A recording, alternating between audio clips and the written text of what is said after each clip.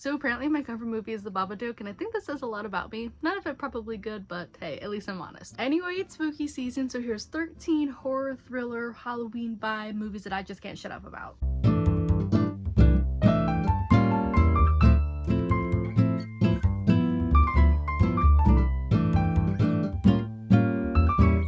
Hi, my name is Jen and Joe, if you didn't know, and welcome to my channel. I'm so excited to get into these movies. It's that time of year again where I'm either cozy watching or trying to traumatize myself for fun. So I thought I'd share a mixed bag of movies that definitely live rent-free in my head. From psychological chaos to campy chaos, no rankings, just vibes, so let's go. Section 1. Psychological messiness. I put 5 movies into this category. Let's start with the first one. The first one being a movie that came out last year that I don't feel like enough people are talking about, and that movie is Cuckoo. Oh my gosh. Oh my gosh. This one feels like a fever dream where the vibes are off, but like you can't leave the house. Hunter Schafer is giving mystery, confusion, and oh boy do I need a nap after this. It's not jump scary, more like what the heck did I just watch, but like in the best way. This is honestly the movie that kicked off this entire idea. And again, I feel like not enough people are talking about this movie. If you've seen this movie, let me know in the comments. Oh my gosh, it's so good. At least I think so. Next up, we have a Jordan Peele movie. I couldn't make this list without at least adding one of them, and that is Us. Jordan Peele really said, what if your biggest fear was yourself? And honestly, he was right. The tension, the scissors, the little ballet sequence, 10 out of 10 for existential dread. I really enjoyed this movie. I definitely think it's best on your first watch, but I still find myself pondering that ending sometimes. Like, is it? Is it not? Is it? I don't know. I think so, maybe. Next on my list is The Babadook. This movie is grief in a monster form, but I swear the real horror is being a single parent in this economy. But seriously, this movie definitely packs an emotional gut punch, but it's also like beautiful in a way, at least to me. I don't know, I really like the book design. I really like all of the swirling elements. I feel like there's not a lot of like horror spooky vibe movies that talk about this topic, that deal with this kind of thing. This is another one of those movies that I feel like not enough people talk about, that I could just continue to blab on and on and on about. Next up on my list though is probably a movie you've heard about and maybe even seen, and that is Midsummer. Talk about one of my all-time favorite A24 movies. Oh my gosh, I love the director's cut. If you haven't seen the director's cut,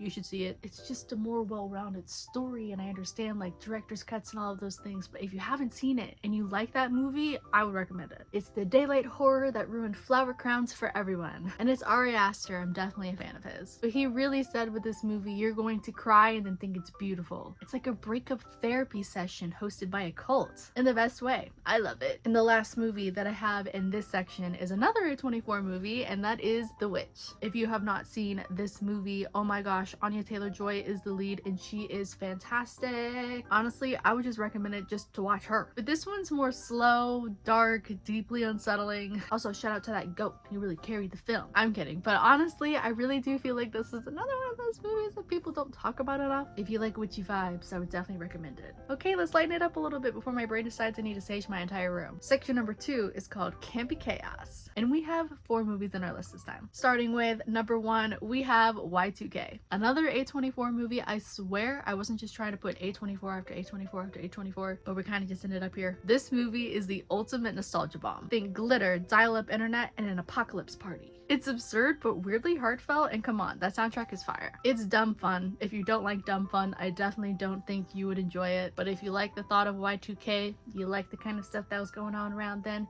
kind of like those vibes, I definitely think this is a really fun movie. Next up in this category, I have a movie that I feel like I've talked about a lot. Maybe not. I know I've definitely talked about it. Abigail! A group of criminals kidnap a little girl and surprise, she's a vampire. It's violent, funny, and ridiculously stylish. It's horror that definitely doesn't take itself too seriously, but there is for sure blood. If you don't like blood, I definitely would not watch this. But if you're down for a ballerina vampire, I definitely think this would be fun. And funny enough, someone in that movie is the lead in the next movie on my list, which is Lisa Frankenstein. Catherine Newton.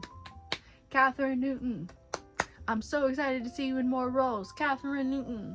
talk about another movie that I have been talking about since it came out that I don't feel like enough people are talking about. This movie is Candy Colored Chaos. Catherine Newton and Cole Sprouse are weird, undead, and hot. It's 80s, it's camp, it's Franken rom-com perfection. Who doesn't want to see someone get baked in a tanning bed? Seriously though, Catherine Newton does such a good job. Honestly, everyone in this movie does such a good job. It knows its lane, it plays it very well. And if you haven't seen Lisa Frankenstein and you want a good time, check it out. The last movie that I have in this section is definitely a step up from the first three, and that is Together. You think it's gonna be like a cute little romantic horror thing, and then it's absolutely not. It's gross and funny, and I definitely think you'll question if you're supposed to be laughing. I think you should. It's interesting. If you don't like intense, if you don't like a lot, don't do it. I personally wasn't super impacted by the togetherness of it all, but there are some like side mental health things that haunted me for a little bit. But I feel like this movie is maybe like this year's Substance, but it's not as popular as the Substance has become. I don't know, it's definitely interesting. I wish more people have seen it so I can have more conversations with people who have seen it. All right, we've had our fun. Time to crawl back into the darker stuff, you know, the movies that want to make you check your locks twice. This third section is called Disturbingly Delights, and like the last section, we have 4 movies in this one as well, starting with the first one, which is Barbarian. I love a movie that punishes you for using Airbnb. The twists are insane. Every time you think you know what's happening, the movie slaps you and says, no, you don't. Like, you really do feel like you know, and then you don't, and then you don't, and then you don't. I like want to prepare you, but also at the same time, just go into it, just have fun. Beware of basement stairs though. Nah, I'm just playing around, or am I? Next up on our list, we have a found footage movie. I'm not typically a fan of those, but this one definitely got me, and that is Late Night with the Devil. It's found footage horror meets talk show chaos. It's funny until it's not, and then it's a little terrifying, but honestly, it's one of the best horror performances I've seen in a while. It got me, and I really didn't think it was. But like Barbarian, it's for sure one of those movies that starts as one thing, and then as you're watching it, you're like, oh,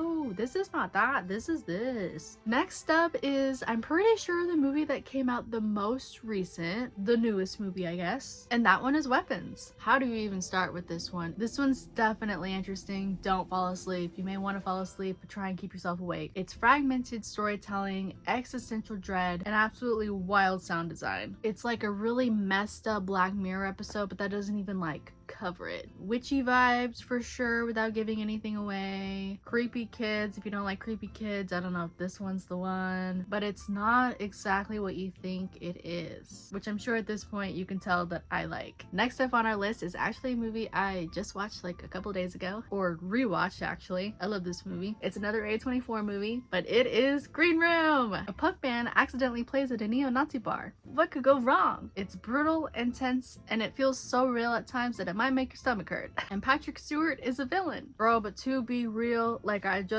said, I had just watched this again like a couple days ago. It's there. If you don't like something that's loud at moments, if you don't like something that definitely has blood, but it's not like bloody, it's just violent. Maybe not blood. If you don't like those vibes, I definitely don't think you'd like this movie. If you're down for a wild ride of, oh my gosh, are they gonna get out of this thing? Then hey, Green Room. Now, I could stop there, but I do have 3 honorable mentions if you have the time. Bonus chaos, if you will. First up, we have Hellbender. Indie witchy goodness made by a mother-daughter duo. This one's definitely a little more indie, so if you're not down for an indie vibe, I don't know if this is it, but I really enjoyed this one. It was really fun. Next up on our honorable mentions list, we have The Substance. You know, the movie that I feel like everyone's been talking about. I remember seeing that movie in theaters and not hearing a single soul say anything. I remember posting my review and waiting, just like waiting for other people to start talking about it. And it did. It just took a little bit of time. The body horror girlies are fed with this one. And if you can handle that one, I would definitely challenge you to watch Together. You know, that movie that made it in the list a little earlier. And my last, but certainly not least honorable mention, I saw the TV Glow. I saw this one for the first time this year, and it low-key blew my brain. It's nostalgic, devastating, and a total identity crisis in movie form. The more time that passes, the more I really think about that movie, or like certain moments, scenes in that movie. It's a different kind of horror movie, but it's there. Basically, if you like your horror artsy, emotional, and slightly deranged, these are your people. So yeah, those are 13 plus a few extra of my favorite horror thriller movies to rewatch when I want to feel something between cozy and terrified. Let me know which ones you've seen in the comments, or if you have a weird favorite that I didn't mention. Bonus points if it's something no one else has heard of. Now, if you'll excuse me, I'm gonna go watch Barbarian and pretend it's self-care. Don't forget to like and subscribe, and make sure to lock your doors. Bye! The lock your doors part was a joke. All right, I'm gonna go. Bye.